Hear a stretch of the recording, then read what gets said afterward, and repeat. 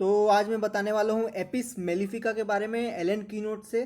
ठीक है, line by line explain करूंगा ताकि एलन कीनोट के मेडिसिन समझने में आपको एकदम प्रॉब्लम ना हो। तो स्टार्ट करते हैं। So Apis mellifica, so first of all इसका जो कॉमन नेम है वो क्या है, पॉइजन ऑफ हनी बी, और इसकी फैमिली नेम क्या है, एपिस वायरस से आती है। ठीक है, फर्स्ट ऑफ ऑल इसकी ड्यूरेशन ऑफ एक्शन क्या है, ड्यूरेशन ऑफ एक्शन जो है इसकी अनसर्टेन है। ठीक है, इसका स्लो एक्शन है, इसका एपिस मेलिफिका का स्लो एक्शन है, इसलिए ये जो मेडिसिन जब दिया जाता है तो उसे जल्दी से चेंज नहीं किया जाता है। ठीक है, ये इंपॉर्टेंट है। ये राइट साइडेड मेडिसिन है, राइट साइडेड मेडिसिन है। ठीक है, और सोडिक माइजम को डिनोट करता है।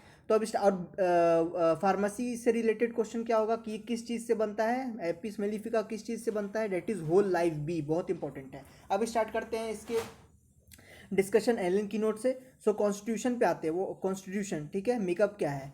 सो अडेप्टेड टू स्ट्रूमस कॉन्स्टिट्यूशन। स्ट्रूमस कॉन्स्टिट्यूशन मतलब क्या होता है, इन्फ्लेमेशन ऑफ थायराइड ग्लैंड या फिर गोइटरॉइड कॉन्स्टिट्यूशन, जिसको गोइटर जल्दी हो जाता है उसे गोइटरॉइड जिससे रहता है जो पेशेंट को, स्ट्रूमस कॉन्स्टिट्यूशन उसे बोलते हैं। ठीक है, ग्लैंड जो होता है, सारे ग्लैंड जो होते हैं इनलार्ज हो जाते हैं, जितने भी ग्लैंड्स होते हैं। इंडुरेटेड, ठीक है, इंडुरेटेड मतलब क्या होता है, हार्ड, स्कीरियस और ओपन कैंसर। ठीक है, हार्ड कार्सिनोमा जो होता है, हार्ड कार्सिनोमा या फिर ओपन कैंसर जो होता है, बाहरी कैंसर जो होता है, उसमें उसका कॉन्स्टिट्यूशन ये है। ठीक है, वुमेन स्पेशली विडोज, जो विधवा औरत होती है जिनके हस्बैंड की डेथ हो जाती है, वुमेन स्पेशली विडोज। ठीक है, children and girls who do generally careful become awkward and let thing falls when handling them. तो चिल्ड्रेन और गर्ल्स में, गर्ल्स और चिल्ड्रेन में, कौन से गर्ल्स और चिल्ड्रेन में, जो कि केयरफुल होते हैं, नॉर्मली केयरफुल होते हैं, लेकिन अचानक से वो ऑकवर्ड हो जाते हैं, ऑकवर्ड बिहेव करने लगते हैं, अजीब बिहेव करने लगते हैं, और जो सामान सारे थिंग्स है, सामान जो सारे आसपास हैं उन्हें फॉल करने, उन्हें गिरने देते हैं। ठीक है, अगर वो उस चीज़ को हैंडल कर रहे हैं तो वो उन्हें गिरने दे देते हैं अचानक से, पता नहीं क्यों, इसके लिए। ठीक है, और बोविस्टिया भी मेडिसिन है जो इसमें यूज़ किया जाता है।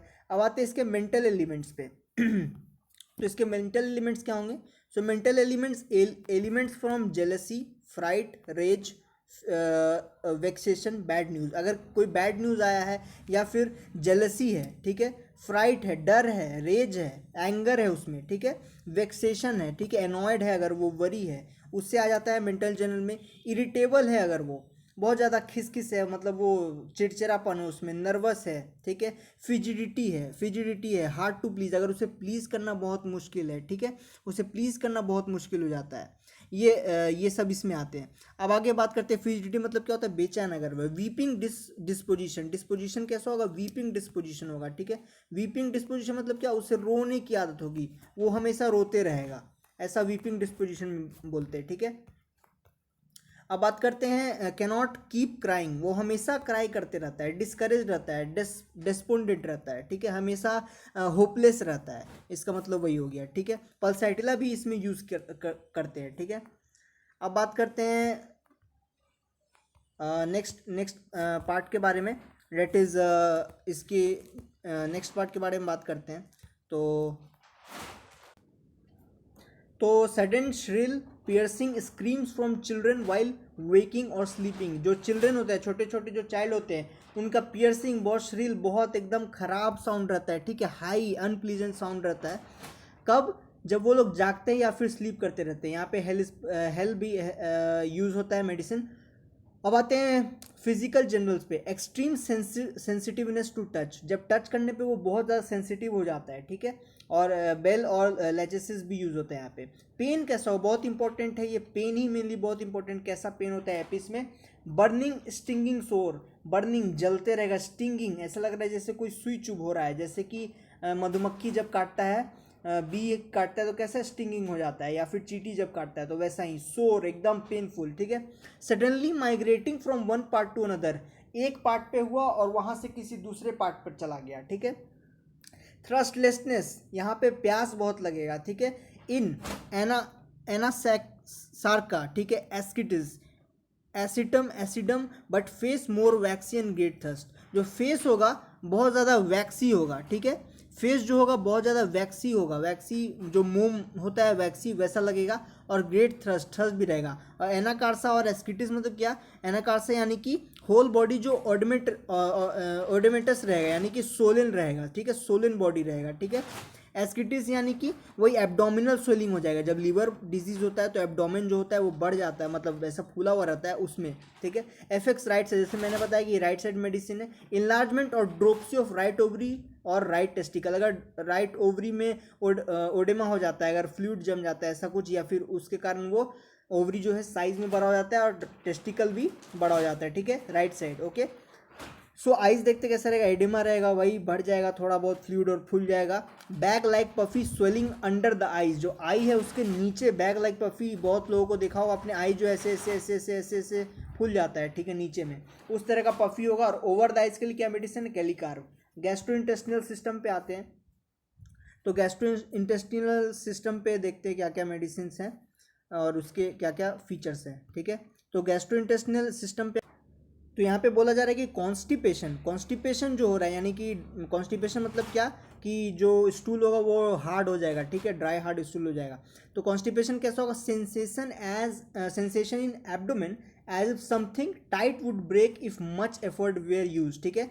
तो जब स्टूल पास करने टाइम कैसा लगता है, जैसे कि एब्डोमेन से कुछ ब्रेक कर जा रहा है, ठीक है, बहुत टाइट बांधा हुआ है कुछ और वो ब्रेक हो जाएगा। अगर ज़्यादा हम लोग स्टूल पास करने में एफर्ट लगाएंगे तो जैसे एब्डोमेन फट जाएगा ऐसा लग रहा है, ठीक है। डायरिया कैसा होगा, डायरिया ऑफ ड्रंकर्ड्स, वही ड्रिंकिंग के बाद डायरिया हो जाएगा ड्रंकर्ड जैसा। इन इरप्टिव डिजीज, अगर स्किन पे छोटे छोटे छोटे छोटे दाने बन रहे हैं, इरप्टिव डिजीजेस बन रहे हैं स्किन पे, ठीक है। Specially the eruption be suppressed, अगर वो इरप्शन जो है किसी मेडिसिन के चलते अगर सप्रेस कर दिया गया, एलोपैथिक मेडिसिन के चलते सप्रेस कर दिया गया, तो उसमें यूज होता है। Involuntary from every motion, diarrhoea कैसे हो जाएगा, हर मोशन में अपने आप डायरिया हो जा रहा है, अपने आप जो स्टूल है वो एकदम वाटरी हो जा रहा है, अपने आप इनवॉलेंट्री हो जा रहा है। एज दो anus was wide open, anus जो एकदम बहुत खुल गया ऐसा लग रहा है, अपने आप जो है मोशन पास हो जा रहा है बिना किसी मतलब हम लोग कंट्रोल ही नहीं कर पा रहे हैं, ऐसा डायरिया, ठीक है, समझ गए होंगे आप लोग। अब आते हैं यूरिनरी सिस्टम पे बात करते हैं। तो incontinence of urine with great irritation of the parts, so urine जो होगा थोड़े थोड़े निकलेगा, ड्रॉप में निकलेगा, थोड़े थोड़े निकलेगा, एकदम एक साथ नहीं निकलेगा। और क्या होता है कि इरिटेशन ऑफ पार्ट्स, बहुत जलन टाइप फील होगा, ठीक है, पीनिस में यूरेथ्रा में बहुत जलन टाइप फील होगा, ठीक है। Can scarcely retain the urine a moment, एकदम यूरिन रोक ही नहीं पाएगा, एक सेकंड के लिए भी यूरिन जो है रोक ही नहीं पाएगा। और व्हेन पास्ट स्क्लैट सीवियरली, स्क्लैट्स मतलब बर्न सीवियरली, ठीक है, स्क्लैट्स तब यूज करते हैं जब कोई चीज़ बर्निंग सेंसेशन फील होता है लिक्विड के चलते, तो यूरिन जब पास करेंगे तो बर्निंग सेंसेशन फील होगा। फ्रीक्वेंट पेनफुल स्कैंटी ब्लडी, ठीक है, हमेशा थोड़ा थोड़ा थोड़ा थोड़ा हो रहा है, फ्रीक्वेंट हो रहा है, लगातार हो रहा है, पेनफुल वही जल रहा है एकदम, ठीक है, स्कैंटी यानी लेस, थोड़ा थोड़ा हो रहा है, ब्लडी ब्लड भी आ रहा है उसमें, तो यूरिनरी सिस्टम का ये हो गया। अब एक्सट्रीमिटीज़ के बारे में देखते हैं, डेट इज़ जो हैंड्स लेग्स जो भी होते हैं, तो ओडेमा हो जाएगा, simply of hands and feets हो जाएगा। ड्रॉप्सी, वही ड्रॉप्सी ओडेमा ही, विदाउट थ्रस्ट, ड्रॉप्सी होगा वाटर, ड्रॉप्सी यानी कि ओडेमस स्वेलिंग होगा, ओडेमस स्वेलिंग में क्या होता है, वाटर एक्युमुलेशन होता है, लेकिन विदाउट थ्रस्ट, थ्रस्ट ही नहीं लगेगा उस आदमी को, लेकिन वाटर स्वेलिंग जरूर हो जाएगा, ठीक है। और विथ थ्रस्ट का क्या एग्जांपल है, एसिडैक और एपोक। अब आते हैं फीवर में।